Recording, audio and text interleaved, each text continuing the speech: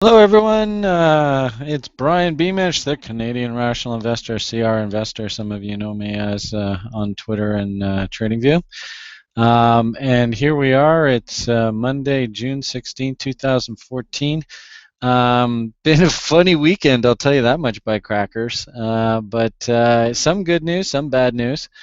As I've been posting in the Twitter feed, uh, Google decided to go and change their software over the, I guess, latter part of last week, and the way my operating system is set up, I think if I understand that correctly, Google basically wants you to have a webcam to be able to screen share, and I don't at the moment have a webcam. And I went and priced them. They're like $30, so maybe I'll get off my wallet and go and buy one. But while I was going through that, I've tried to figure out various workarounds to try and get over this problem. And as some of you that I've talked to in the chats have suggested, um, there are alternatives, and so I finally found one, and I actually think I've got it to work. It'll be interesting to see. I'll watch this video play back. I may have to redo the whole thing, but anyway, long and short of it here is after a few days off, I finally got something to work, and I think I can do a video here for you.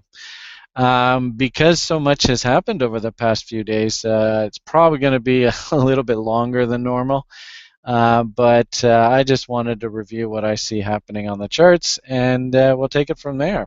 And as I said just a moment ago, it's been a good news, bad news kind of weekend. I mean, hopefully you can see from the web page, I'm slowly progressing into the 21st century, and one of the people that basically has reached out to me and is chatting with me on TradingView, went and put this logo together and said, "Gee whiz, Brian, it's about bloody time. We should just give you a new logo." And so, boom, there you go. And I'm very, very appreciative of that person. I won't mention their name, but they know who they are. And I think it looks pretty good. So, I'd love to hear your feedback. Let me know what you think.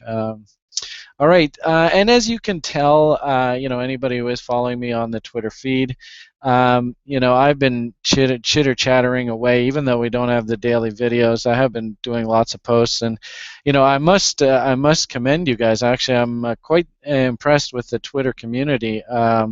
Seems we've got some traction here on this. I'm really impressed with some of the outreach that I've gotten from the community. So who knows where this is going to take us, but it should be a lot of fun, and I really do believe there's good value in what I offer here. So, all right, without further ado, let's get on to the Bitcoin. So, of course, you probably recognize this chart. This is our 4-hour BTC Bitfinex chart with lots of notes scribbled all over them. And a lot of the references that I make, I talk about, things like, double bottoms and harmonic price patterns and optimal trade entry zones and all these kind of things. You can learn about all of this stuff if you go and take the tutorials. You can do that just by going to therationalinvestor.ca, clicking on seminars over here, and there's a whole bunch of stuff that you can dig through here. I'm still working on this part, so I'm actually probably going to take these links down. But everything else is basically done, and here's a lot of the advanced technical analysis tutorials, both the slideshows themselves and YouTube walkthroughs. So if you have any questions, just pop over there. Again, all these links are for free, so they're just sitting there for you. All right, so what do I see here? I remember specifically, probably a week or so ago, I had mentioned in a video the symmetricality of price right here. I don't even know if that's even a word, symmetricality. But anyway, long and short of it here is that this is a very symmetrical, and what I've found is that Bitcoin really honors harmonics. It actually probably because of the purity of it, it probably has to obey harmonics a lot more closely. So I remember in the video, I specifically said that we had a big run down here, right? And we are having a big run up here. And then I said that the volatility on the other side really concerned me. And we have this big line all the way down here, right? And lo and behold, look at what we have happening here. I mean, we've gotten to here so far. And you can see, even just on this pattern right here, you can see how the market, just violent gyrations, right? Big move down there, big move back up, and we'll look at where the other side was, move right back down to this level, and you can see this move here. So obviously there's something really important about this level in here. What is that? That's $415, something like that. Obviously that's a very significant level going forward. We have here 419.40 was the lows right here. So the point here is that to see this correction, really, nobody should be surprised. This is very symmetrical. Volatility works for you both on the upside and the downside. So we just went through a very dramatic volatile up period. You'll notice the optimal trade entry zone was sitting here, just twiddling its thumbs. Here I am. Market went up, and look at the top that it put in right at sort of the lip of this zone. So sadly, unfortunately, I think you probably had a lot of retail investors get really excited and buy up in here. And this is really the power of the OTE. It's not so much that, okay, I am going to do a short in this zone. It's just that, okay, well, if price does get up into here, do I really want to be a buyer? I mean, do I want to take that chance here? Considering that, like if we look at momentum, we can see it's starting to fail. And Willie, I mean, this sort of kind of reconfirms the whole Willie notion. Again, you look at price action. Where is it on the bigger picture? And then, so you sort of make your decisions. All right, do I really want to fight the fight here? Is this the smart place to fight? And so the long and short of it here is we're finding out that maybe the purchases up here weren't such a good idea. All right, so where are we now in sort of the bigger term? Where do you think we ought to go? So let's sort of zoom in a little bit here. And what I see is, a few things jump out at me. Here, let's get rid of this extra stuff so we don't get distracted.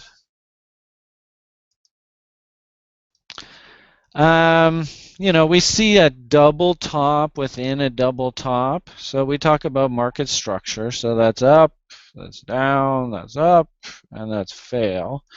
And then inside this part, we had a up, down, up, and fail. So, that's sending a very powerful message. No doubt about it. There's a lot of selling interest up in this area. And if we were to sort of conjecture, all right, if the market has indeed broken down, where are some likely places for it to come down to? And if we just look off of this 419 level, this is just taking the fibs off of this level here, this C. We see that here's our, 32.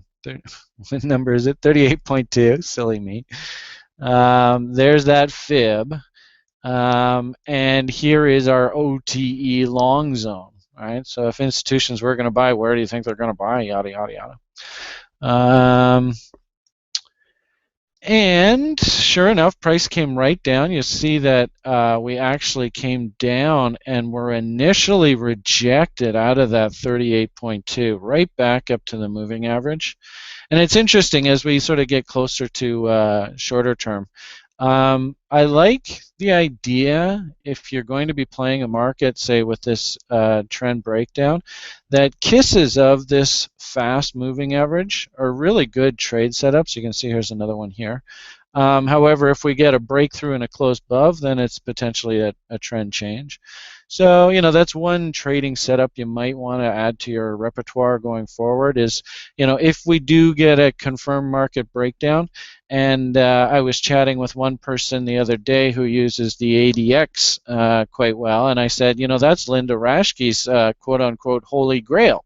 That is, if you get an ADX reading above 40, and the 40 line is sort of the definition of the ADX. Some people use it's also called the DMI as well. And then if you get a counter trend rally back into resistance, and I think hers is like a 20 EMA, but you can see how this tag, violent breakdown. Obviously, market's trending very hard. And the counter trend rally back to the resistance, or this fast moving average, which just so happens to be right at the trend line too there, right? Isn't that incredible? That set up a really good short entry. So, something to consider. Anyway, so the point of the matter here is we broke down, nice successive waves lower. Right off the 200 period moving average. Of course, you're going to get these violent spikes, and this is one thing that I've really noticed about Bitcoin and it's a bit dangerous when you have just open orders sitting working, is that price does quite often exceed these price objectives, these fib levels, and so you can get a lot of short-term whipsaw. Long and short of it here is, I would say, if you had shorted this top here, this 38.2 would definitely be a target, and then if you had sort of re-entered on the short side on the EMA tag, we start getting big targets here. Here's the 50% level. That's obviously an important target, and you can see how price came down here. And then here, and this is the monster of all monsters, is the 61.8. And when I saw this, it made me sick to my stomach because I worked as a proprietary crude oil trader for a while in Chicago, and I know one guy that he would just literally, doesn't matter, he'd taken that 61.8 tag come hell or high water. That's what he does, and it's just absolutely incredible to watch how profitable he is. And all he does is just play 61.8 tags. So not a big surprise to see price come down in here. This was, in fact, what we should probably do is we actually had a pretty sweet short setup there. Oh, actually, I think I already have it open. Actually, no, it is before that. Where is it?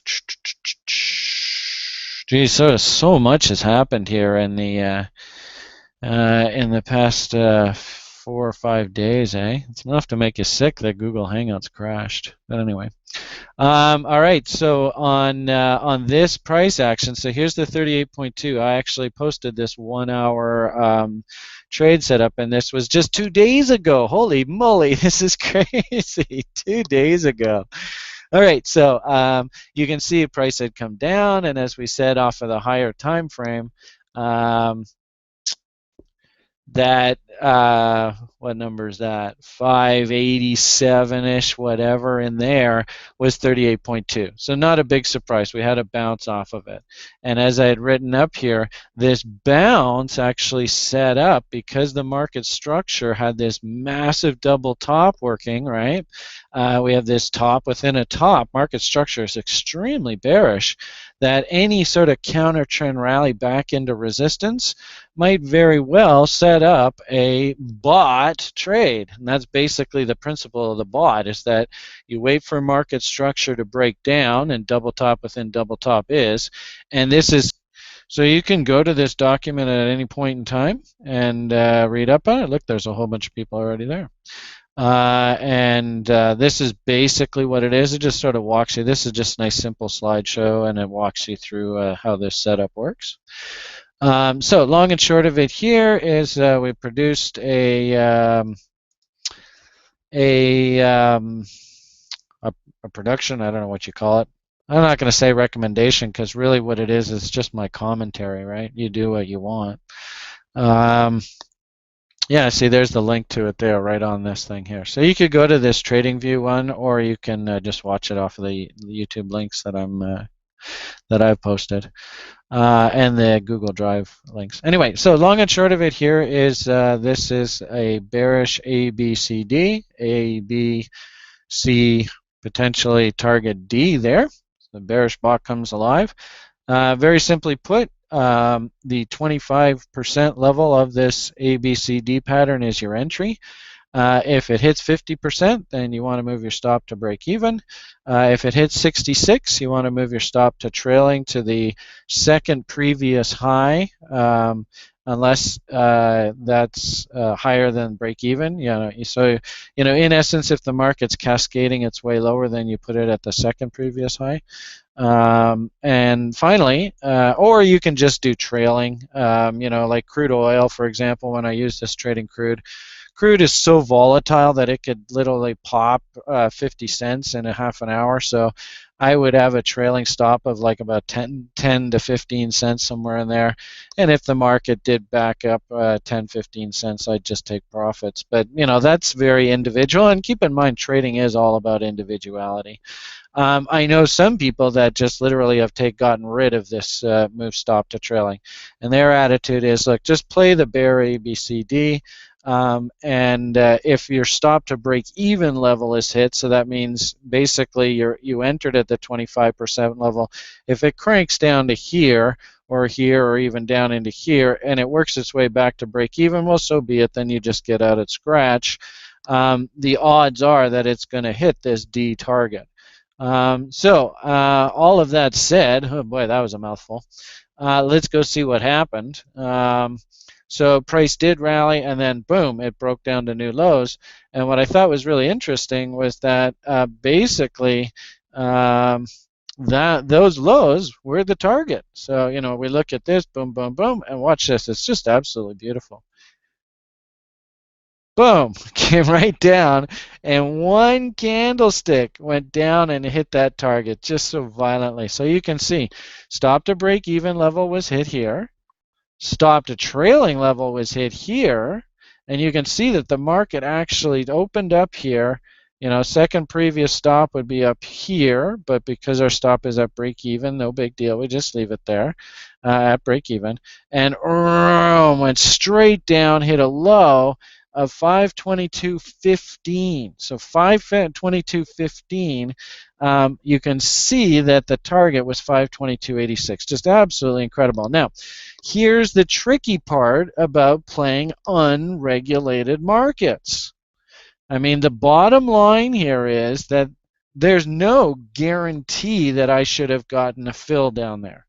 I mean, long and short of it here is you should have gotten a fill. And of course, if it was like right near and went past and then came back a bit, maybe a smart trader just hits the bid, bang, gone. Just simple as that. And this offer would be hit the offer. But because we're playing these unregulated markets, there's no guarantee of a fill. And I've seen this happen on Bitcoin a few times. Now, you guys are in love with these unregulated markets. I'm not quite sure why, but you guys are in love with this stuff. And so what could very realistically happen is you could have your order sitting there on this unregulated market at 522.90, 522.75. It trades down to 522.15, and oh gee whiz, they don't bother giving you a fill. So, and that's actually a great example of having that trailing stop. Maybe on this one you have it like $10 or something. And so if you didn't get a fill at the AOC level, then boom, your trailing stop is gone. But that's getting into heady professional trading stuff. That's not easy. Anyway, so the point about all this is that it did hit the target. And I remember when I woke up that morning, I was on cloud 9 and very proud of myself. And people were like, wow, that was pretty impressive, Brian. So, big pat on the back. Did I actually trade the bot myself? No, I didn't. But what I did see, and this really made me happy, was that I saw a number of you took this setup and were more than comfortable with this trade and made quite a bit of money. So that actually made me very pleased to hear. So it was a win-win for everybody all around. So now that we've had this target hit, right, let's go take a look at what the next sort of setup. I think I actually posted this. All right, so we had the target hit. So this is the next one that I posted. It was Bitfinex at a bit of a crossroads. So there's your target hit. Woohoo, we're on top of the moon. Way to go, Brian. You're a genius. Market quickly snapped back, right? And, frankly speaking, if you got filled anywhere here, really, I wouldn't be too upset with it. This is just a trader's life. I will say one thing just with the final notion of unregulated versus regulated. Because the price traded below that target level, where did we say? Oh, I closed the window. Fudge. Anyway, because price closed below this target window, on a regulated exchange, you're actually guaranteed a fill. They will actually go back and backfill you if you did not get the fill, if you can prove that your order was working. So that's sort of the comment that I'd make about regulated versus unregulated exchanges. All right, enough said. We rallied smartly away from these lows, and gee whiz, what a coincidence. Look exactly where we rallied to. This is just basically a nice fib off of this 672 high down to this 522 low. And there's actually another little tidbit that I would like to bring to the group's attention. Everybody should understand this going forward. Whenever you see a market pivot on a round number, you see how here it was 672. So you can see the price. I don't know why it's like that, but anyway, when I move the cursor over, that price disappears. But look at the price high right on this high, 672, right on the nose, right? Whenever you see price pivot on one of these big fat round numbers, that's actually, in my opinion, very significant. I've seen this happen a lot on Bitfinex, where she literally pivots on perfectly round numbers. So the fact that this is a nice weird number, 522.15, actually leads me to believe it might get tested again. But that's another conversation for another day. So we rallied up, we hit, look at that high, 588, right on the nose, right? So again, another significant number. So those people that had seen this rally, right, 588, right on the nose, right at the 38.2, 579, right into the moving averages. The moving averages are still very bearish. In fact, just a simple moving average analysis, short-term moving average is below medium-term moving average, bearish. Medium-term moving average is below long-term moving average, bearish, right? I mean, it's just that simple. Anyway, long and short of all this is that this really actually did seem to me to be a very perfectly logical place for any counter trend or sort of dead cat bounce rally to exhaust itself. And that's basically what happened. We actually came down and we put in a little double top there, right? Remember, I'm always talking about market structure. Let's see if I have that chart open here. Yeah.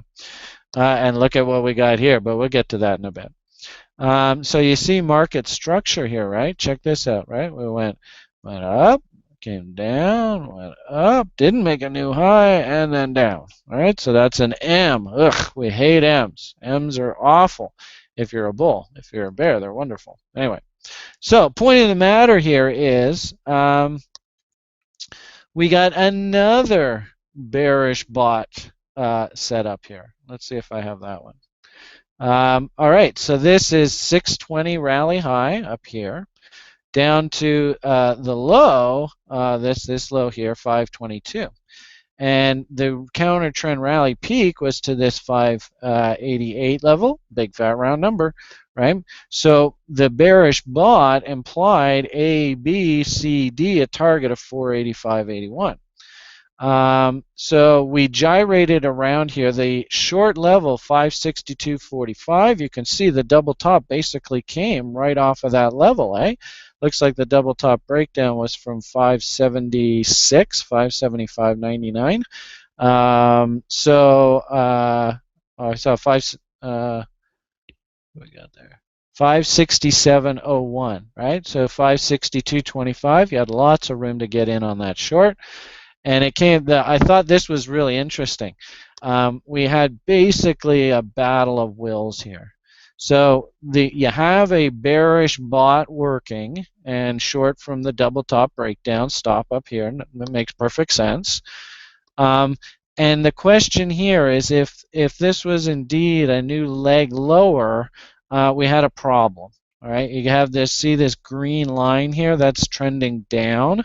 But the MACD, if you draw that same green line, this low was higher than this low here. So in essence, this is the definition of a bullish momentum divergence. And so, at this point, I said we're at a bit of a crossroads because look how price came down here right into the optimal trade window, right? We've talked lots about that.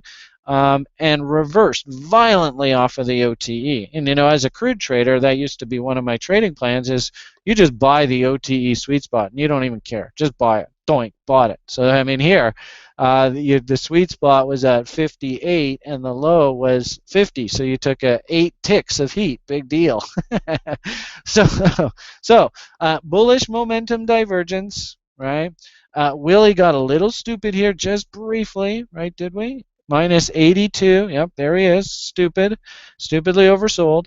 I remember talking to people. In fact, I even talked to some people that shorted this level, and I was like, oh boy, right? Yeah, it looks to me like you had a capitulation volume here, right? And then a big green bar, right? We all know what that means, right? Buyers are trying to step back in. So there was lots of sort of indecision here. And so that's why I posted that we're at a bit of a crossroads. Well, we might go up, and we also might continue down. There is a bear pattern working, but at the same time, there's building evidence here that we might see a rally. So the question is, if there was going to be a rally, where should the rally go to? And the simple answer is I just, again, use that nice round number high there as sort of my resistance, and then I just projected a fib off of the lows. We saw how the market played with the 38.2, and that happens time and time again, not a big surprise. And then how we came down and put in a bottom here at the OTE. So if we were going to rally, where's a good likely area to rally? And the question and the answer, is, again, referring back to just our very simple principle, if institutions were bearish and they wanted to short, where would they most likely do that shorting? And the answer to that is this 614 up to 639 area, or 61.8 fib to 78.6 fib. And as well, just to add insult to injury, we had a nice 200 period moving average just sitting right in that zone. And what's interesting is you see this trend line here. This is actually the original trend line off the original peak. So it's very interesting to see how price really has played with it over time. And my hunch is that we probably have to go visit it again. So 3 solid reasons to do a trade. I suppose one could argue if you got a buy signal, it's probably not a bad setup.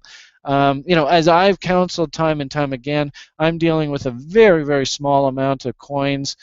So as a result, at the very most, I'm going to be taking the higher time frame setups.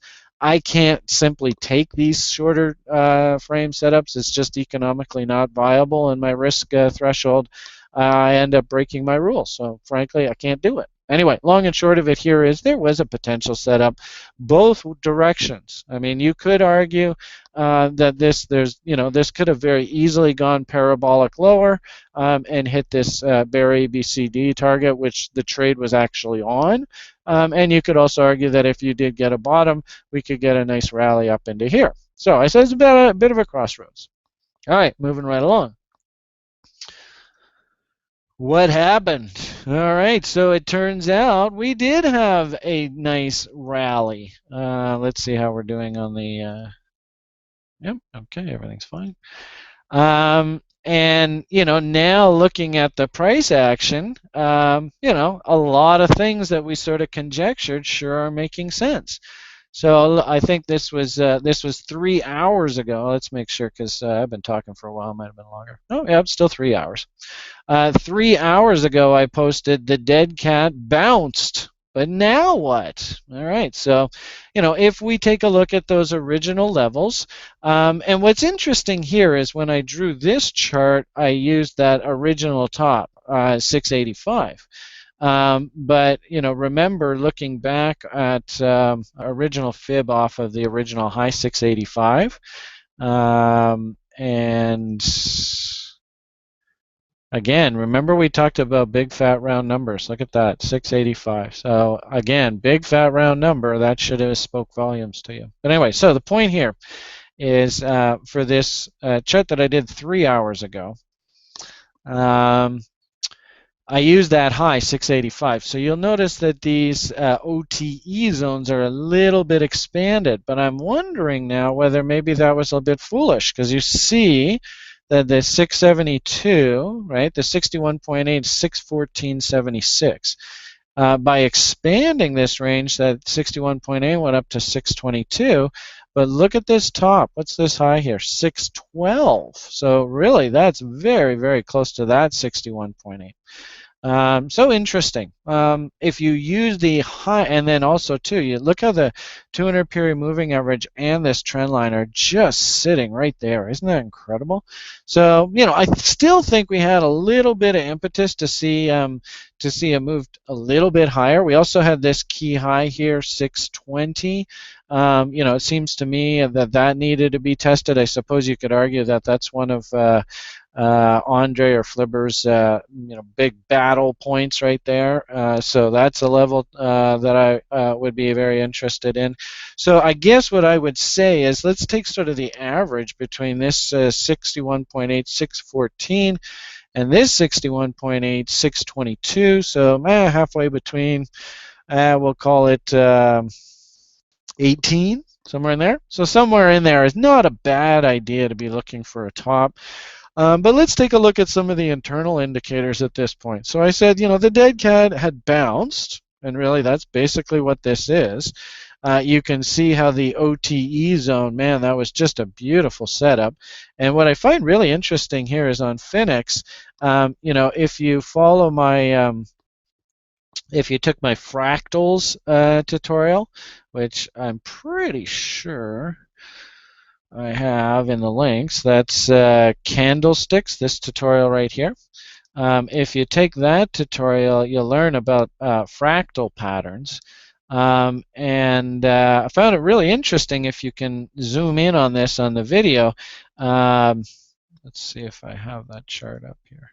Yeah, there it is. Let's see what we do. Let's zoom in. And you'll see that this was actually just, again, so here's the OTE zone, right? So we said if there's going to be a battle, this is where the battle's going to be. Now look how cheeky they were. They took the market down. This low here was 541.50, and this low here 540. Look at that. So ugly, choppy, not round number. They took it down to nice, clean round number. There's those darn round numbers again, eh? Isn't that incredible how that happens? But what's interesting is if you look at the internals, this was a really interesting battle, this basically double bottom pattern, where the OBV did not go to new lows. You'll notice that on this down bar, there just wasn't that much volume, right? OBV sat there. And then on this panic move to new lows, the volume did not increase higher than this bar. Momentum did not break down here, right? You could argue that there's a very little bullish momentum divergence just right on these bars. But what I found interesting was that Willie was looking really ugly in here. So a little bit of a mixed message. For me as a conservative trader, I really want to be shorting when Willie is overbought, sitting in the stupid condition, and buying when Willie is oversold and in the stupid condition, which we had on this panic low. So really, I suppose one could argue that, here was my buy signal. Look at this big chunky volume bar. Momentum really hadn't bottomed, but if you hadn't gotten in on that one, then the confirmation of this reversal really was telling. So straight momentum traders, really tough again for me to take a trade off of these lower time frames. If this was a higher time frame, I think you could realistically buy this breakout here, 564.45 with your stop just below there, 540. Remember, big fat round numbers. So you're going to risk 24, 25 bucks on the trade. That means you got to see $50.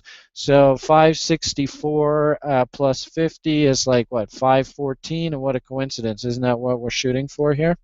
And what's our rally here? Got up to 512. Oh God, it's got to give you heartburn at this point, eh?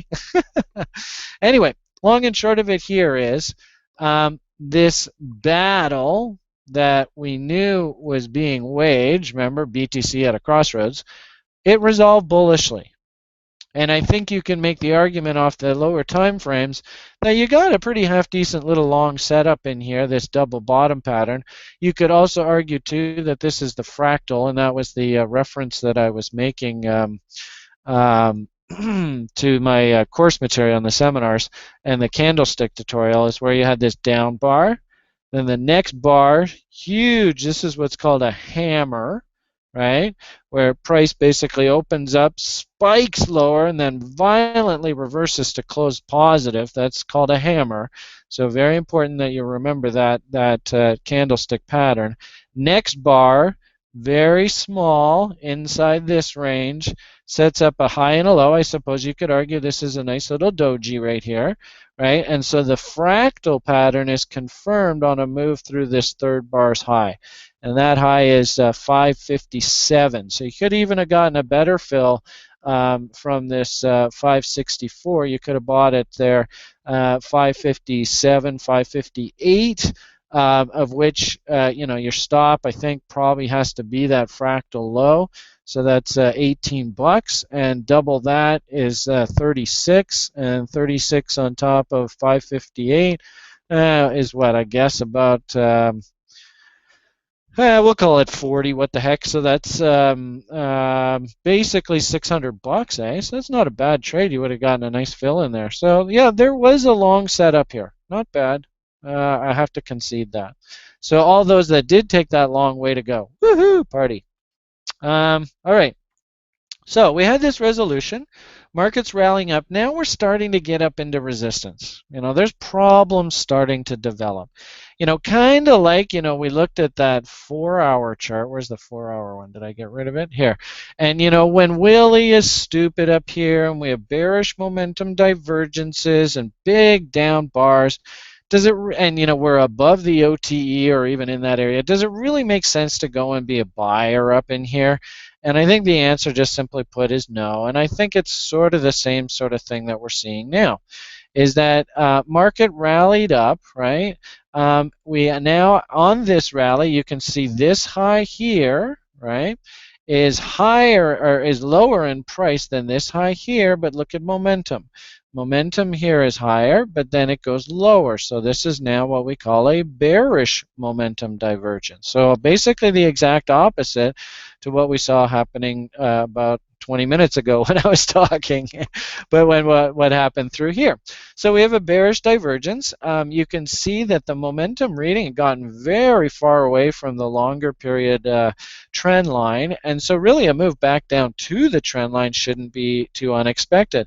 And hello, Mr. Willie is quite stupid overbought. I mean, basically embedded right on this rally breakout. So it isn't really a question of do I short here, do I short here, do I short here, do I short here? It's just simply put, once Willie gets stupid like this, long ideas going and buying this market here, you're not going to do yourself any favor. Just let this clean itself up, get out of the stupid condition, and then go and take a look at purchases if you really want to be a buyer. All right, so the question ultimately here is we're starting to see bearish divergences where if we're not going to buy and we see that, yeah, okay, price could move up a bit higher, this OTE zone, maybe we're going to get a short setup shortly. Let's see how this develops, but long and short of it here is, new long ideas once we're up in here, really shouldn't be thinking of those. Let's let things clean up. Maybe price is going to jump up into the OTE zone, but put in a massive bearish divergence and just be ripe to be short. That's definitely possible. Or maybe we clean ourselves up, come back to some important fib levels, and then put in a bottom, and then maybe we set up another trade. So let's see what's happened since then. All right, so this is the most up-to-date chart. This is basically now real time, 1 hour. And we see that Willie is cleaning himself up. You know, it's getting better. We also see here, you'll notice that this is a price, again, was moving up, but volume was not making new highs. And what's bothersome is that the big volume bars were down bars. So, you know, at the beginning, it doesn't really affect sort of the tide, but after a while, if we just keep putting in big down bars, then this previous bullish action is going to start to roll over and turn bearish, and that's kind of what I'm seeing here. So I'm a little disappointed. We're just not seeing the buyers step back into the picture. What is the momentum telling us? You know, this bearish divergence is still working. We do potentially have something working here, so we'll keep an eye on that. And now it kind of looks like we have a head and shoulders kind of forming here, right? So this is your left shoulder, this is your head, this is your right shoulder, and that's the neckline, right? So it looks something like that. You know, the long and short of it is that, you know, this just is one potential scenario. I suppose one could also argue that because of the location of the OTE sweet spot and the fact that we haven't actually tagged the 200 SMA yet, we could very easily do this, right? Wouldn't surprise me one bit, you know. So the point of the matter here is that when Willie was stupid here, I think your best bet just to leave the market alone. Just don't get sucked in. You know, the problem is on this breakout here, you probably had a lot of FOMO here. You know, fear of missing out. People bought here and they got slammed, right? Considering the way momentum looks here and the place where Willie is, you know, I really couldn't justify taking a long setup. If I was to be a buyer again, you know, I want to see at least a 38.2 correction. If we do get that, though, we might get some nasty momentum readings, and really that might just mean just leave it alone until this stuff cleans up. And then, of course, you know, just applying our very simple principle of if institutions were going to buy, where are they going to buy? And the answer is simply put is the 61.8 to 78.6 fibs, which is very interesting because it's going to be right up against this area. And I suppose you could argue that there's even a gap here. This bar closed at 553.23, and this next bar opened at 555. Hello, there's big fat round number again. So the point of the matter here is that there's actually a hole on the charts right here. So we could very easily get a nice little stab again, 61.8. You know, Mr. Mountain Man, he would be taking that trade in a heartbeat. So, you know, these are the kind of levels that I'd like to see, you know, this kind of bottoming action, or at least, you know, some good looking momentum action come in at. And that's sort of what my perception of price action is at the moment. So long and short of it here is we dead cat bounced. I believe that if you were to play that long trade, it is fairly over now, and I think you need to wait for a new bullish setup to occur to justify buying. Having said that, I think, you know, price could quite literally move either direction. I think it's total flip of the coin at this point right now. And so continuing that thought, I think that basically these two scenarios are perfectly realistic, considering what we're talking about here from 500 up to about 600 up to about 640, right? The OTE spot there, sweet spot's 527, 537. What is that number? Yeah, 537.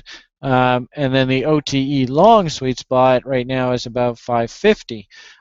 So I think those are the trade parameters that's set up right now.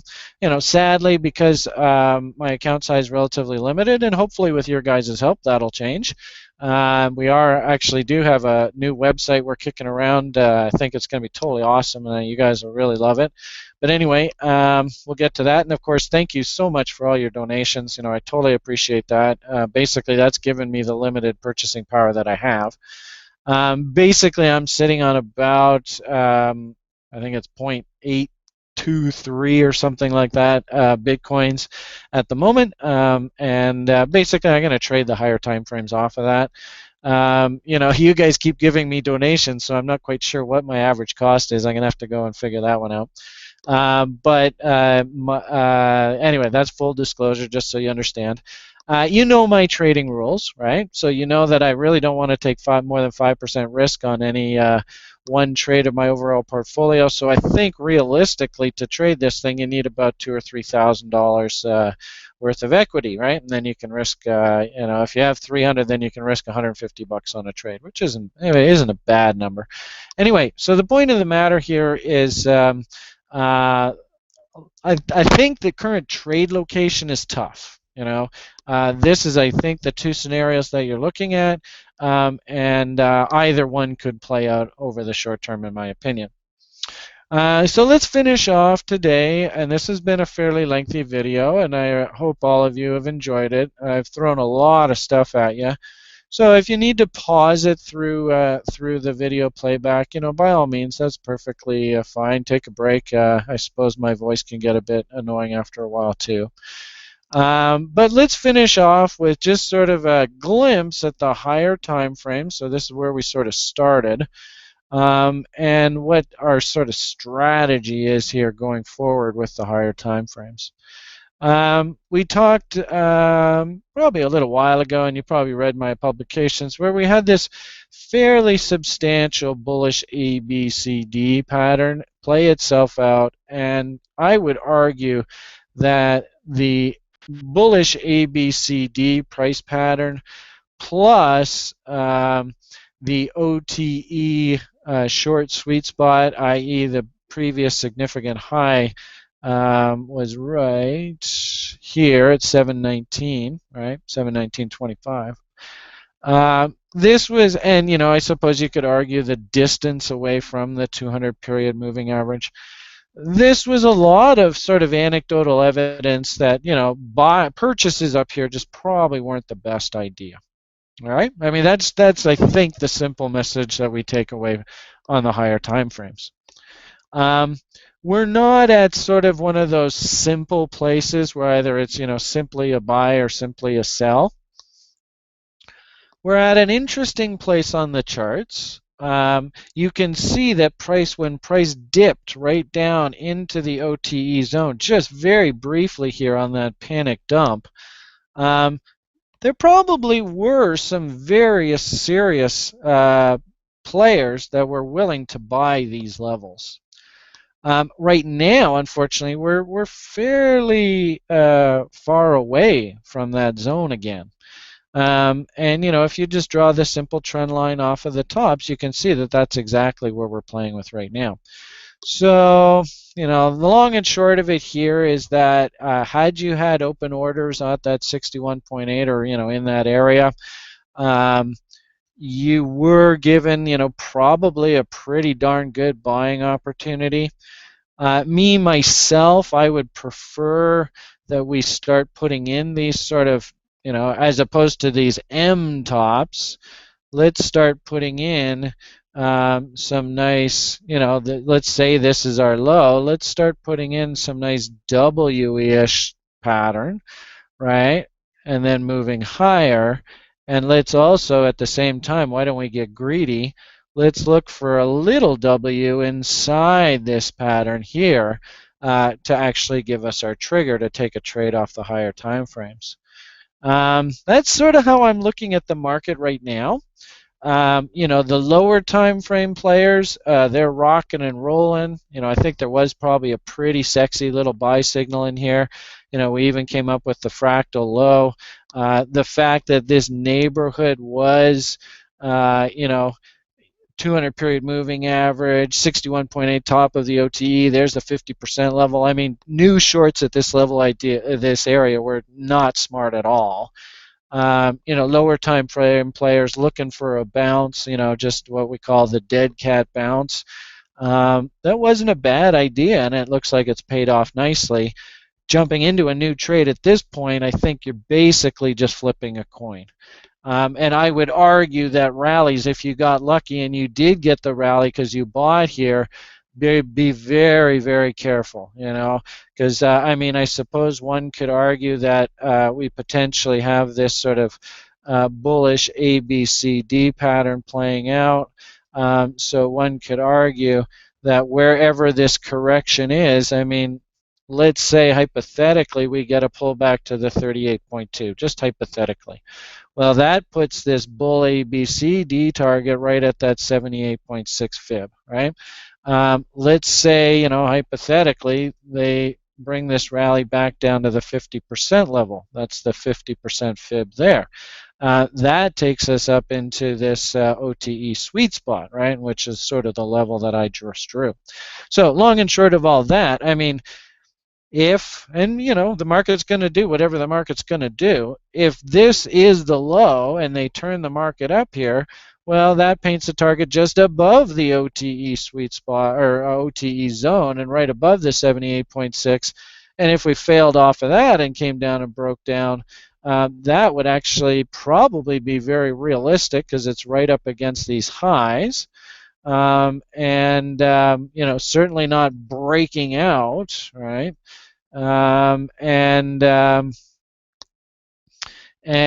sad part about it is, real wise guy traders, they actually have open orders just sitting to sell this level, And I know lots of crude oil traders that's the way they trade. They sell new highs and they buy new lows. Sometimes they get their head handed to them, but more times than not, this trade here probably is a great example. Had you bought that low there, holy moly, that was one hell of a trade, right? So they often get rewarded. So long and short of what I'm saying here is, at best, if we do get this breakout bullish higher, asking for more than the OTE short zone, I think, is asking for trouble. And then conversely, the